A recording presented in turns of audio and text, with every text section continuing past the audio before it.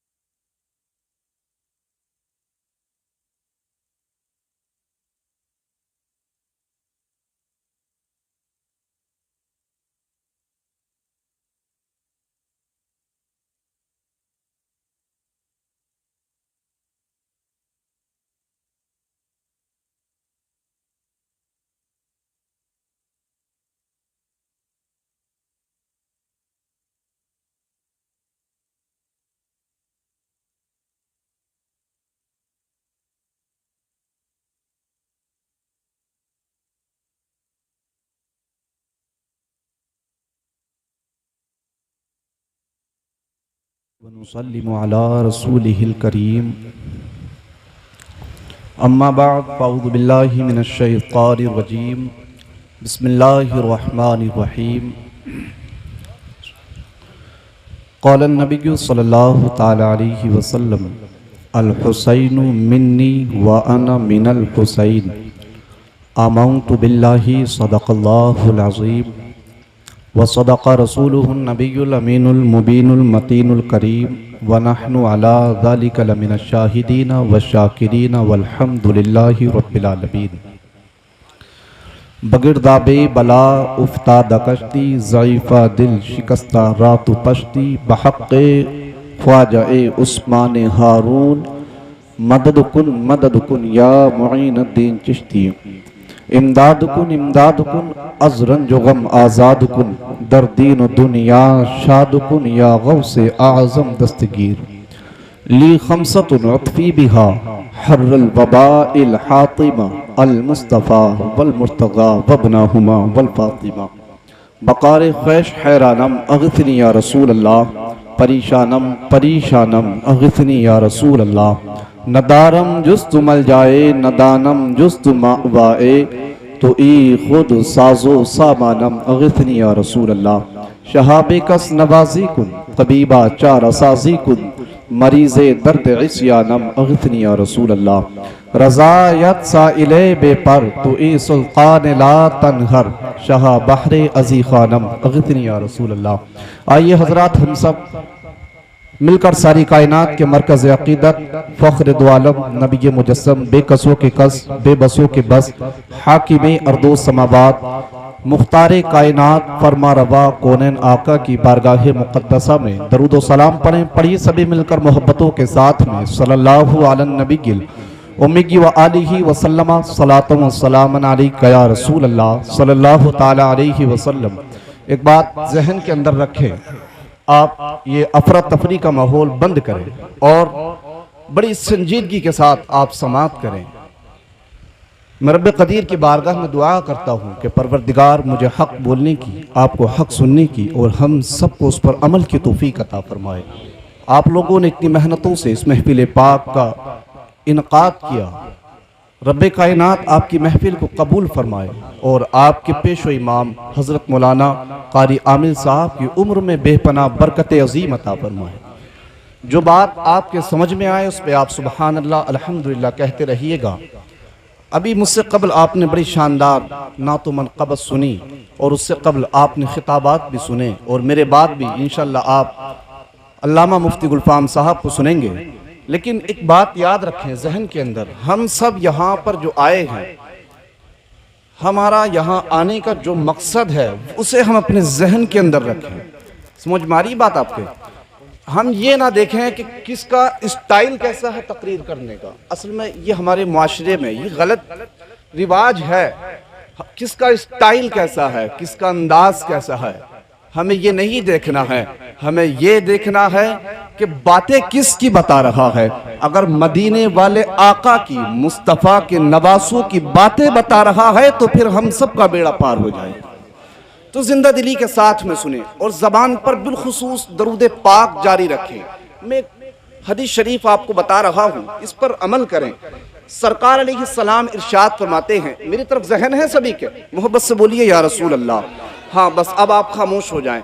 सरकार फरमाते हैं, एक हदीस पाक में आता है, आका फरमाते हैं, सरकार ने फरमाया जब आका अलैहिस्सलाम मक्का शरीफ से हिजरत फरमा करके मदीना शरीफ तशरीफ ले गए तो आका ने फरमाया, मेरा मौजू दूसरा है, घबराइए नहीं।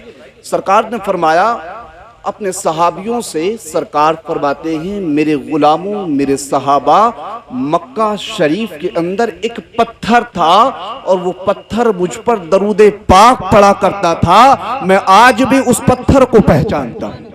मोहब्बत से बोलिए सुभान अल्लाह। तो अब यहाँ जहन खोलिए अपने, आप दरूद पाक जबान पर जारी रखें।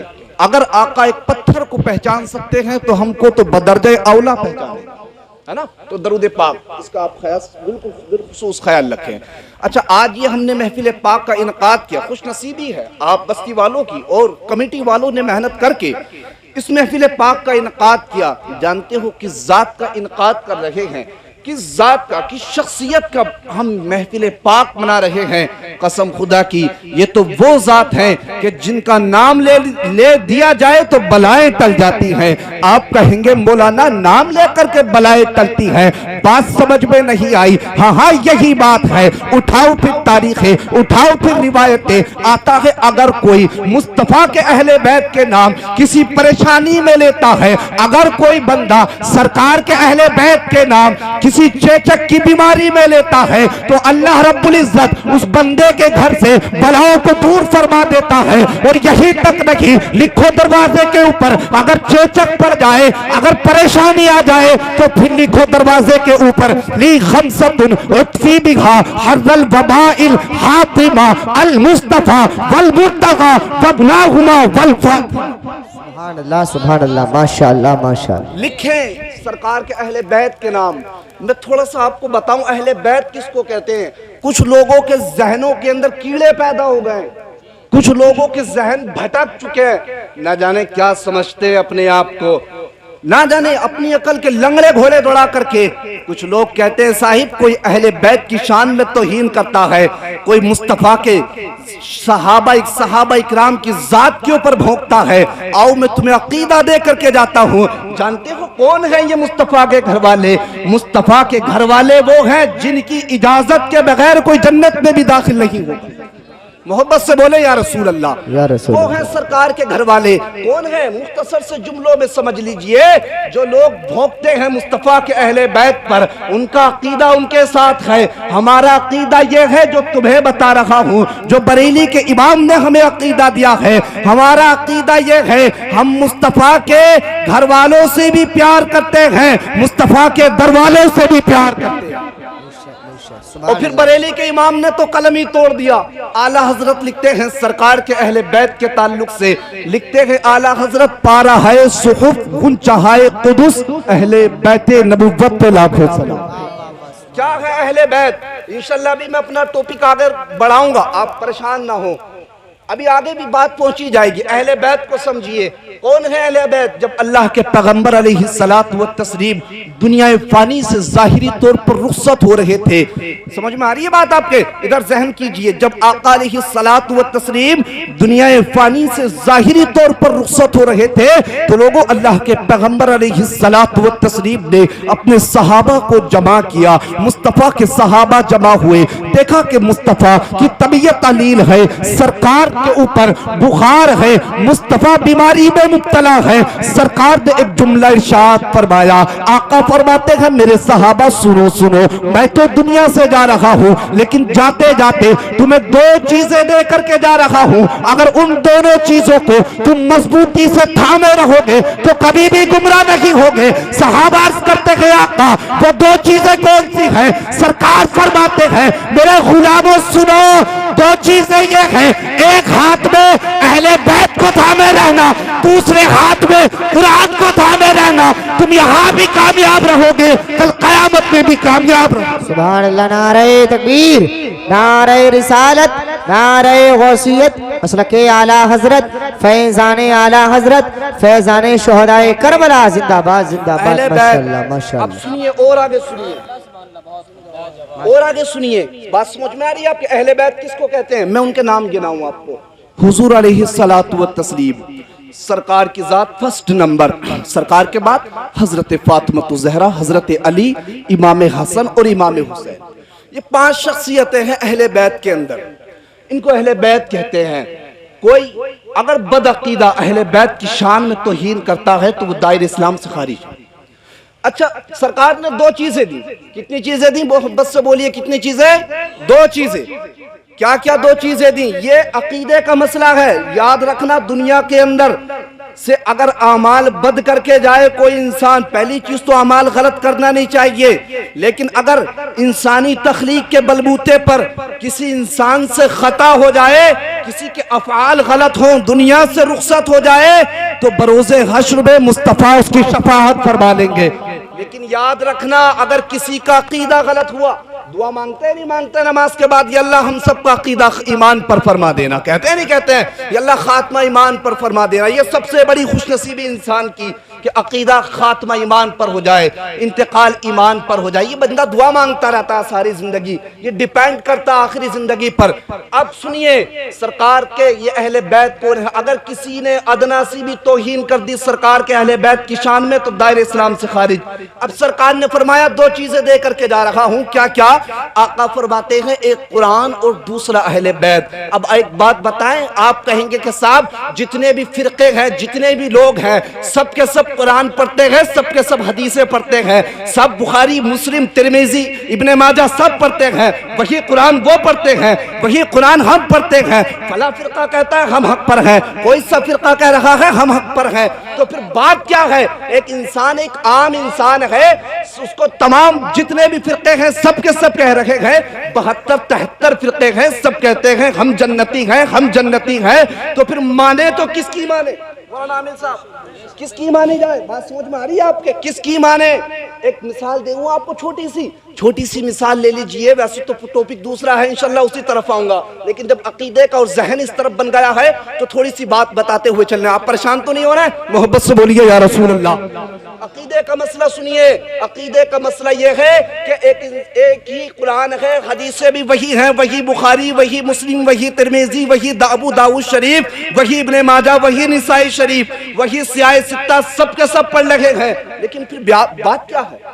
بات کیا ہے؟ لوگ گمراہ کیوں ہو رہے ہیں؟ تو رب کا قرآن اٹھائیے. اللہ قرآن میں ارشاد فرماتا ہے, ذہنوں کو کھول رہا ہوں آپ کے, رب فرماتا ہے مقدس کلام کے اندر کہ یضل بہ کثیرا ویہدی بہ کثیرا. محبت سے بولیے سبحان اللہ. رب نے قرآن کے اندر ارشاد فرمایا, یہ علماء اکرام تشریف فرما ہے, رب فرماتا ہے کہ یہی وہ قرآن ہے جسے پڑھ کر کے بہت سارے لوگ ہدایت پا گئے, اور یہی وہ قرآن ہے جسے پڑھ کر کے بہت سارے لوگ گمراہ ہو گئے. بہت سارے ہدایت پائے، بہت سارے، ارے بولیے، بہت سارے گمراہ ہو گئے۔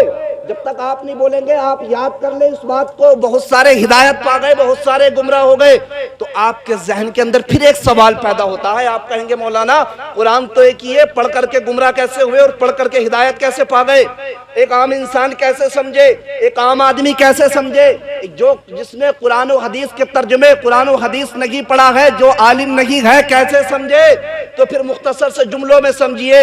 آپ بلاری جاتے ہیں، کہیں سے بلاری اترتے ہیں، جب بس اسٹاپ پر یا اسٹیشن پر کہیں اترتے ہیں تو آپ نے ایک وہاں پر ایک کوالٹی دیکھی ہوگی، ایک بات دیکھی ہوگی، جب کوئی انسان اترتا ہے تو رکشہ والے سب کے سب جمع ہو جاتے ہیں۔ کوئی بیگ کھینچتا ہے، کوئی کہتا آپ ہمارے رکشہ میں آئیے، کوئی کہتا ہمارے یہاں پر آئیے، کوئی بیگ لے کر کے چلا جاتا ہے۔ انسان پریشان ہو جاتا ہے، کہتا ہے یار جانا تو ہے لیکن 10 یا 5 جب رکشہ والے کھینچ رہے ہیں تو پریشان ہو گیا، حالانکہ جانا ہے، لیکن جملہ کیا کہتا ہے؟ مجھے کہیں نہیں جانا۔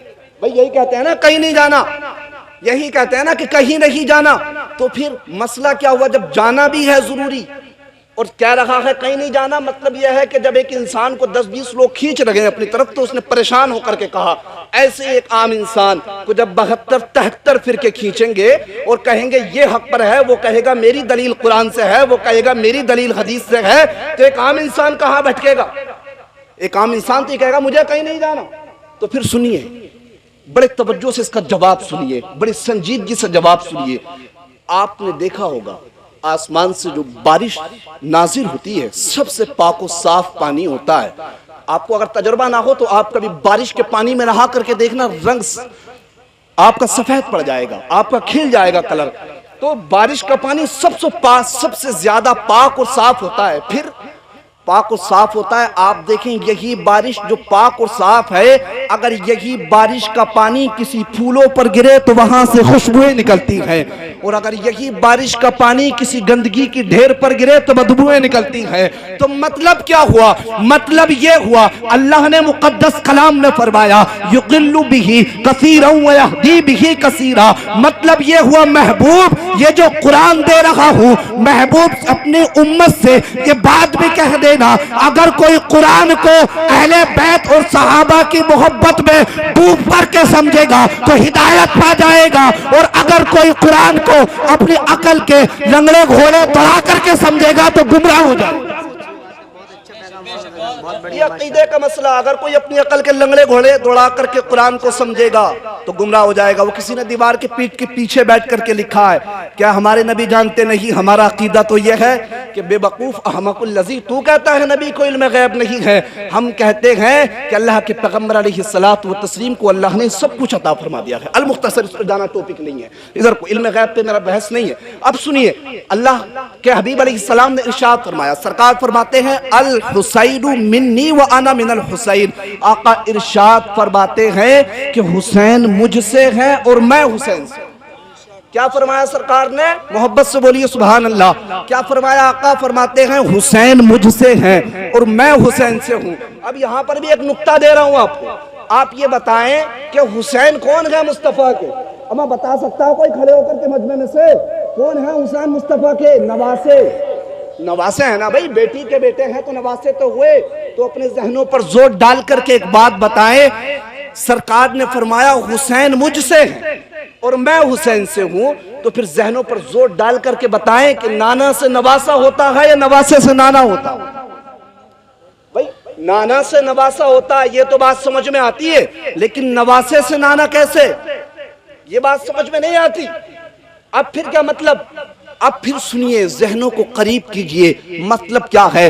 مطلب یہ ہے آقا ارشاد فرماتے ہیں، سرکار فرماتے ہیں حسین مجھ سے ہے اور میں حسین سے ہوں۔ اگر اس بات کو سمجھنا ہے تو پھر اجمیر شریف کی دہلیز پر چلتے ہیں، غریب نواز کی دہلیز پر چلتے ہیں۔ غریب نواز فرماتے ہیں، عرض کرتے ہیں یا غریب نواز، آقا نے فرمایا حسین مجھ سے ہے اور میں حسین سے ہوں، بات سمجھ میں نہیں آئی؟ غریب نواز آپ سمجھا دیجئے تو آواز آئی، ارے نادان ہو تم، اگر حسین کو سمجھنا ہے تو اس رباعی کے ذریعے سمجھ لو۔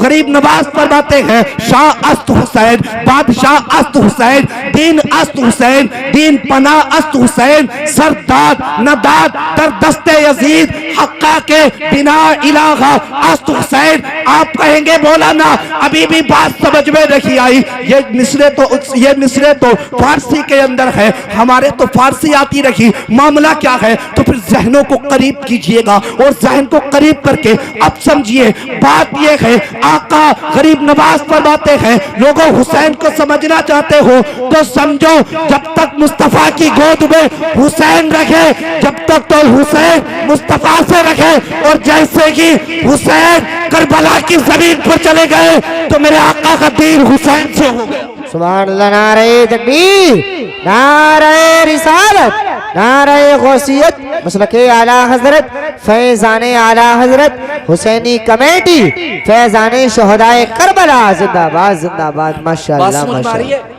سر، یہ حدیث شریف سمجھ گئے؟ آج تک حدیث شریف سنی تھی نا کہ حسین مجھ سے میں حسین سے، مطلب سمجھے جب تک آقا حسین مصطفیٰ کی گود میں رہے، جب تک تو حسین مصطفیٰ سے رہے، اور جیسے ہی کربلا میں چلے گئے مصطفیٰ کا دین حسین سے۔ اچھا ایک جملہ اور سنیے، ایک جملہ اور بڑے توجہ سے سنیے، ایک شاعر ہے احمد باقی، کیا نام ہے؟ احمد باقی نام۔ ان سے کسی نے پوچھا، کہا کہ بھئی یہ بات بتائی جائے کہ دنیا کی تقسیم کیسے کی جائے؟ اتنی بڑی دنیا ہے جس کے اندر کروڑوں اربوں سے زیادہ لوگ ہیں، کیسے سمجھا جائے کہ دنیا کیا ہے؟ سمجھ میں آ رہی ہے؟ کیسے دنیا کو بانٹا جائے؟ تو احمد باقی نے ایک جملے میں ساری باتوں کا جواب دیا۔ سننا چاہیں گے وہ جملہ؟ محبت سے بولیے یا رسول اللہ۔ ہم پریشان تو نہیں ہو رہے ہیں آپ؟ تو سنیے احمد باقی کا وہ جملہ، کسی نے کہا کہ صاحب بات بتائی جائے ساری دنیا کو کیسے تقسیم کر دیا جائے، ایک جملے میں پیش کر دیا، کہا لوگوں سننا چاہتے ہو تو سنو، کہتے ہیں کہ تقسیم دنیا کی تقسیم نہیں مشکل، تقسیم دنیا کی تقسیم نہیں مشکل، کچھ لوگ حسینی ہیں کچھ لوگ یزیدی، اللہ کچھ لوگ حسینی ہیں کچھ لوگ یزیدی ہیں۔ سمجھ میں آئی بات آپ کو؟ تقسیم دنیا کی تقسیم نہیں مشکل، کچھ لوگ حسینی ہیں کچھ لوگ یزیدی۔ اچھا ایک شاعر نے بڑا اچھا جملہ لکھا ہے، وہ شاعر کہتا ہے، فاروق رضا صاحب، وہ شاعر لکھتا ہے بڑے پیارے انداز میں، وہ کہتا ہے کہ دشت بلا کو عرش کا زینہ بنا دیا، دشت بلا کو عرش کا زینہ بنا دیا، اور تو نے حسین مرنے کو جینا بنا دیا۔ اچھا کربلا کیا ہے؟ یہ میں آپ کو بتاؤں کربلا کیا ہے۔ کربلا ایک حوصلے کا نام ہے، کربلا ایک ہمت کا نام ہے، کربلا ایک طاقت کا نام ہے۔ آپ دیکھیں ایک ذہن کے اندر بات بتائیں کہ کربلا کے اندر امام حسین کے کتنے ساتھی تھے؟ 73 لوگ تھے۔ اب یزیدیوں کی طرف کتنے تھے؟ 22,000، اور ایک روایت میں آتا ہے 30,000۔ اب ایک بات بتائیں کہ 72 کا 22,000 سے مقابلہ کیسا ہے؟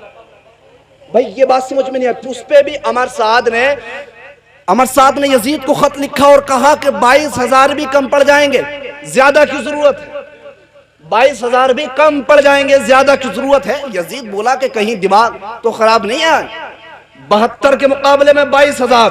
تو پھر اس نے خط لکھا، امر سعد نے خط لکھا یزید کو، کہا کہ شاید کہ تو جانتا نہیں ہے انہی کی رگوں میں اسی نبی کے داماد پیغمبر کا خون دوڑتا ہے کہ جس نے ایک ہاتھ سے باب خیبر کو اٹھا کر کے پھینک دیا۔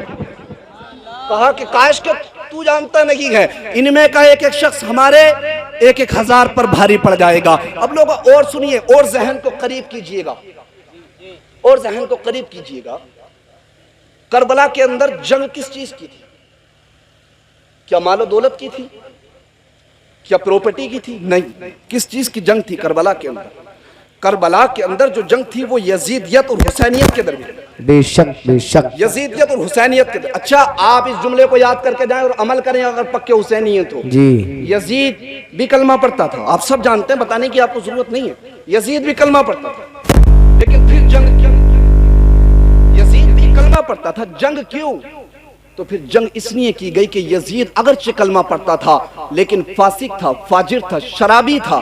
امام حسین نے خود نے دیکھا اس کو شراب پیتے ہوئے، زانی تھا، لوگوں پر ظلم کرتا تھا۔ اب لوگوں ایک بات بتائیں، اپنے سینوں پر ہاتھ رکھ کر کے بتائیں، جتنے نوجوان اور بزرگ بیٹھے ہیں، یزید جواری تھا، یزید شرابی تھا، یزید زناکاری تھا، یزید بدکاری کیا کرتا تھا، لیکن بات بتائیں آج ہمارے معاشرے کے اندر کتنی یہ خامیاں پائی جائیں۔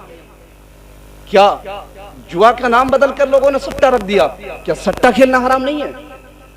اللہ مقدس کلام کے اندر ارشاد فرماتا ہے یا ایھا الذین آمنوا انما الخمر والمیسر والانصاب والازلام رجس من عمل الشیطان فاجتنبوہ لعلکم تفلحون۔